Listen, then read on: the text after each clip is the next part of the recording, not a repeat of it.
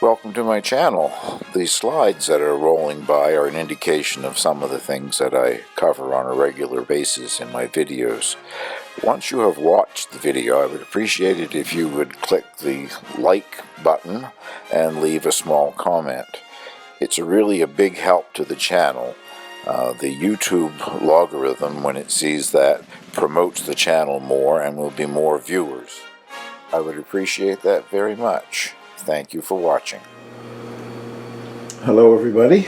It has been 2 months since I made the stabilized Camembert, and it has been aging for 2 months in the refrigerator.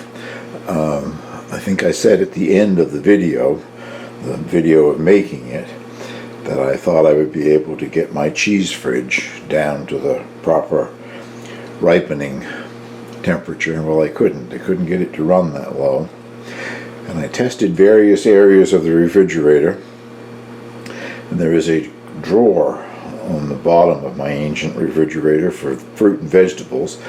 Put a thermometer in there and it was running at the perfect temperature range, anywhere from 35 to 38 or 39 degrees Fahrenheit. So it's been in there for 2 months. I'm going to show you the unwrapping of one that hasn't been unwrapped, and I'll take a slice out of it and show you what it's like.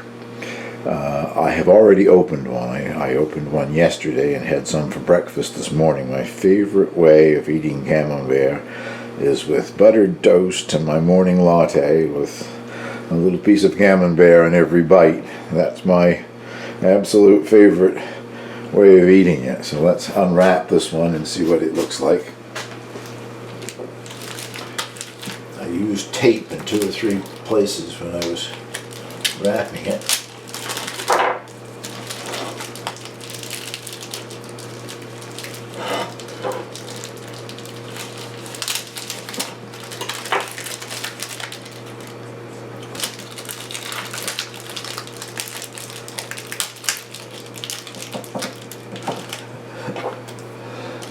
I wasn't planning on anybody getting into it very easily, I guess. But I think that's it. Get it out of its paper.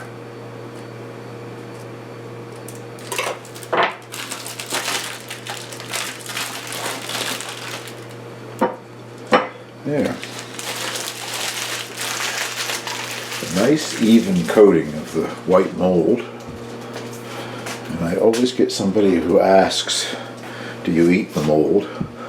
And I do. I think everybody that eats Camembert eats the white mold.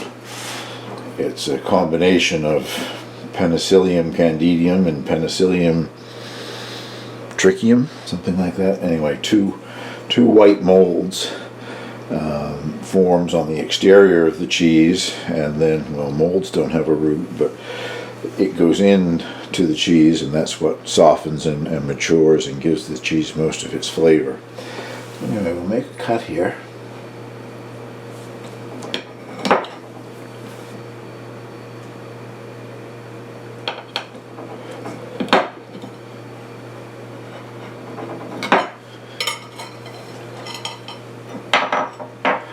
This one is just out of the refrigerator, so it is quite firm. Looking here to see, make sure I still have you in view. I will show you what happens if you leave it out overnight at room temperature, which is what I did last night to have it for breakfast this morning. It does develop a nice creamy center, but the problem that most amateur cheese makers, myself included, have with making Camembert the conventional way is a lot of liquid forming on the exterior between the rind layer and the cheese, and when you slice into it, a lot of that liquid comes out, and the rind, the white rind, just sort of sloughs off. Still edible, but not very attractive, and I've done that in the past with a batch or two. I am very impressed with this stabilized recipe. Nice thin layer of rind there, if you can get a good look at it. And that is my preferred firmness right there. I like my Camembert firm, and actually if you buy a small Camembert in most stores, and when you cut it, that's what it's like, especially if it's refrigerated. Leaving it out for several hours at room temperature will cause some of the creaminess in the center to flow out, but I will give this a try.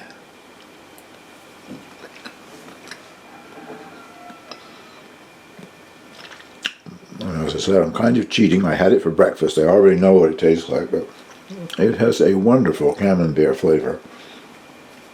Certainly will be my go-to recipe for making Camembert from now on.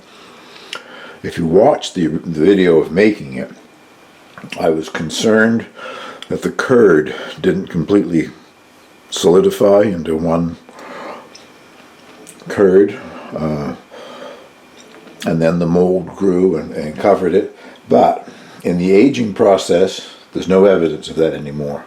It has completely turned into one sort of homogeneous piece of cheese. And I don't know if it's already said or not, but I will put a link to the video of making the cheese for those who haven't seen it and are interested in seeing it. But that will definitely be my go-to Camembert recipe. I'm so pleased with that. It's just exactly what I would like to buy if I was buying a piece in a shop somewhere. Now let's have a look at the one that was out. This was out at room temperature all night. I had cut a wedge out of it and tasted it yesterday, but as you can see, if I can get it in view here, the creaminess, it's cold again now, it's been back in the refrigerator, but the creaminess softness is coming from the center of the cheese, which is what it should do. There's no sloughing off of the skin, the white mold. There was a sort of a little puddle of it there, and I cut it off a bit ago. If I were to leave it out for another hour or two, it would become much softer again, if that's what you prefer. The whole thing isn't spreadable, but what comes out of the center is a nice soft spreadable cheese with a wonderful flavor. Well, it's going to be a very short video this week. I am thrilled with the result,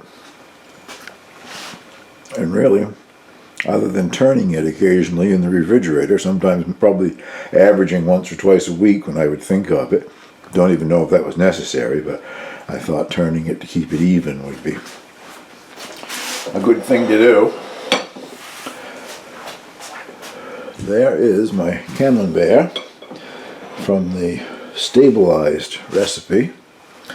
There is a link below the original video of making it to the New England Cheese Company's recipe. It's their recipe, and an excellent recipe. So thank you very much for watching.